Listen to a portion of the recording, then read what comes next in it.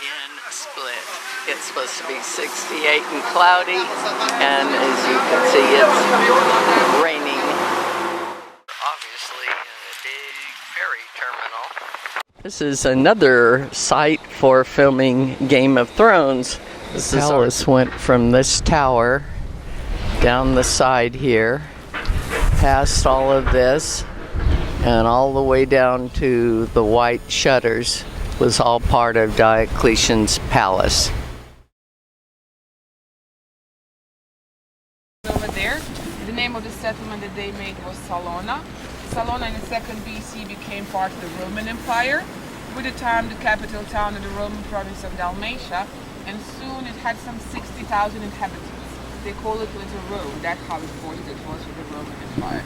So everything was happening there. There was nothing here until Diocletian became Roman Emperor, and he decided to build a palace for his retirement right here. So a few reasons why he chose this area. First of all, the sulfur springs. Of course, the fact that he was born in Salona, so the vicinity of the native place, and the nice climate. So 10 years to build the palace. He died. The palace was empty until 7th century.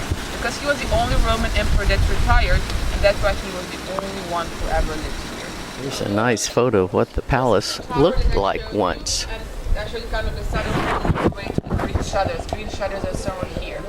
This is the south gate that we entered from. And this is the square just behind over there. So these are like the two main streets. Southern, eastern, northern, and the west. Now there's a whole waterfront. This is the place where he was buried. We went to see today's cathedral. The tower came here, but much later. Jupiter's temple. So this is the palace. The palace is like 36,000 square meters of living area. Behind you, that's the eastern gate. That means that this is like the east-west. In the summer, I'm sure this is quite nice.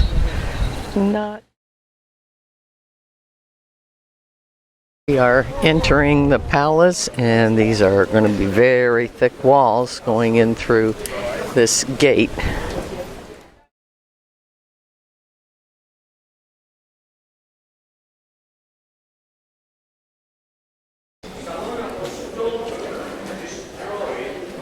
Lots of opportunities for shopping, that's for sure. So this was the basement. And as the people came from Salona, they inhabited that part because that's where the rooms were. They couldn't live here because of the water. And what did they do then? They blocked the south gate so the water doesn't come in anymore. And this whole area of substructures, because I know, haven't noticed entering, there's like eastern and the western side, all this area became like a huge garbage bin of the town of Split. In the 70s, it took 15 years to clean this out. This was all. Diocletian was born here and became a Roman soldier and eventually a general and then emperor. He killed off a lot of Christians. Diocletian claimed that he was a god. Look at this Sphinx. Diocletian admired Egyptian things.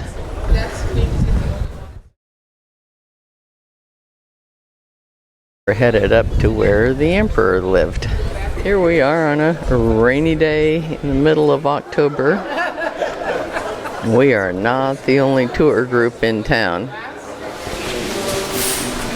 were sculptures, there wasn't no sure, but no block on the second floor was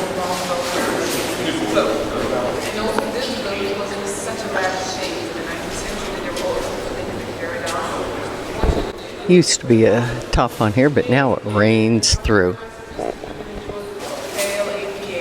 Acapella.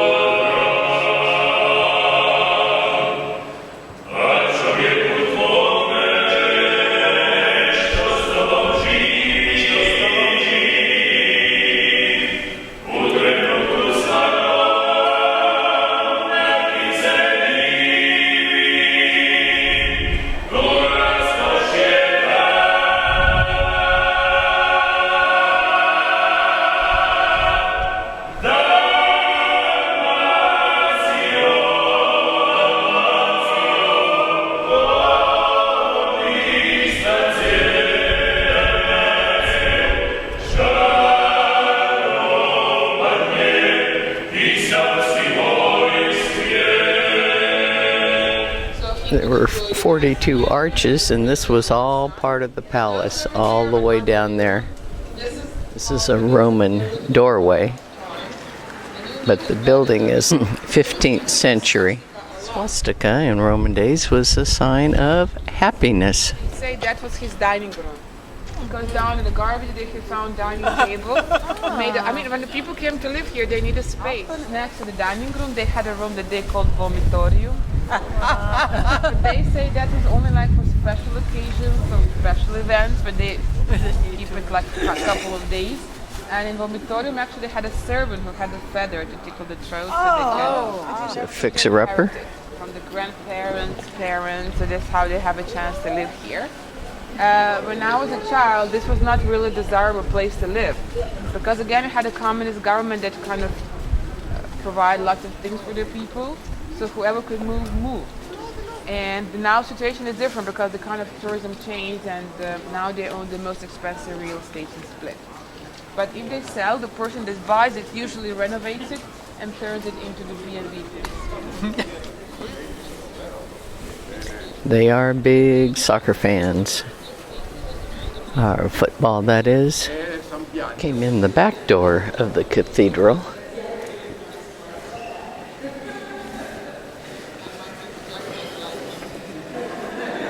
Diocletian was buried here.